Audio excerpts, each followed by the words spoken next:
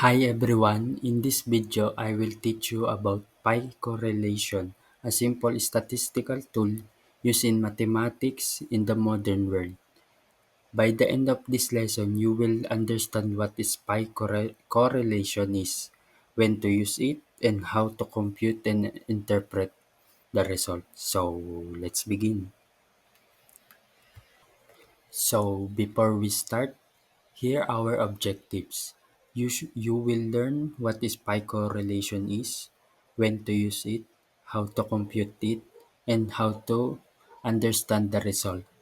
And finally, we will solve an example from the scratch. After this lesson, you should be able to define the pi correlation, identify when to use pi, compute pi using 2 by 2 table, interpret pi result, and apply pi using real example. So first, let's define what is pi correlation. Pi correlation is a statistical measure used when your variables only have two choices. Example are yes or no, high or low, or pass or fail. We use phi to find out if two variables are related. And this is our example, like used for two binary variables. Binary, two outcomes only, like yes or no, high and low, and pass or fail. Measures the strength of relationships.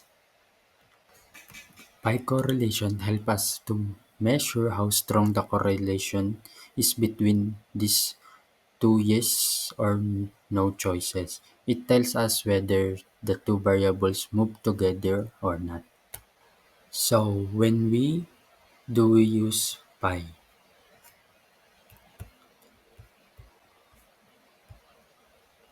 We use pi correlation when both variables has two outcomes. If a variable has three or more categories, then the pi is not appropriate. Pi is very helpful when your data fit inside a 2 by 2 contingency table, because this format clearly shows how the two variables interact. If your goal is to simplify to know whether the two yes or no variables are related, then pi is perfect tool to use. So let's visualize the 2 by 2 table. This is the basic structure of 2 by 2 table. Each cell represents how many people belong to the specific combination of categories. These are four cells labeled A, B, C, D, are the heart of the pi correlation. They allow us to compare the patterns and see whether two variables influence each other. So let me give you example and let's solve it. So let's now use the original example so we can clearly apply the pi correlation. A researcher wants to know if drinking at least 8 glasses of water per day is related to having fewer headaches. We gather information from several people and arrange it in 2 by 2 table. So this is the table, shows the number of people with headaches depending on whether they drink enough water or not. And this is the P formula we can use to solve this problem. This is the formula for pi correlation. It may too long, but the steps are very straightforward. We will now use the values from our table and compute the pi one step at a time. Don't worry, I will guide you clearly. So this is the solution and the formula. So let's focus on the problem and the formula to solve this problem.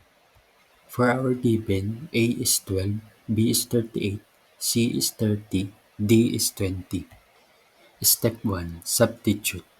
Replace A with 12, B with 38, C with 30, and D with 20.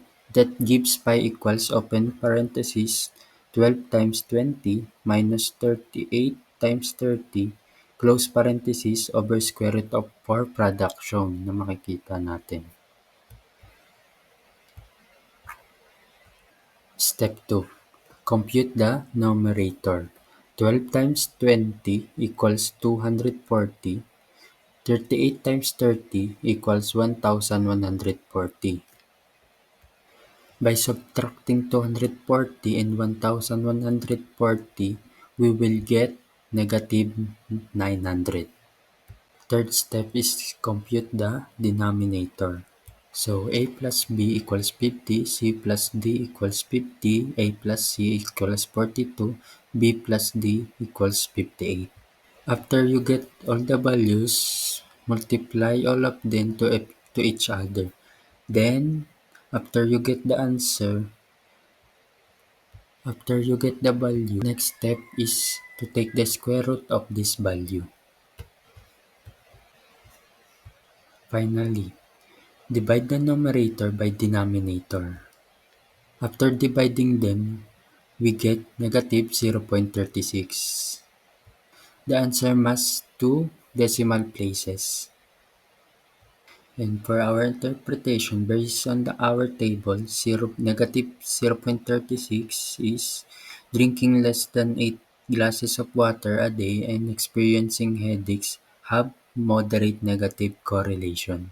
For summary, pi correlation used for binary variables computed using 2 by 2 table show relationship direction, show the relationship strength, and example result is negative 0.36, which is moderate negative correlation. And that's all po. Thank you.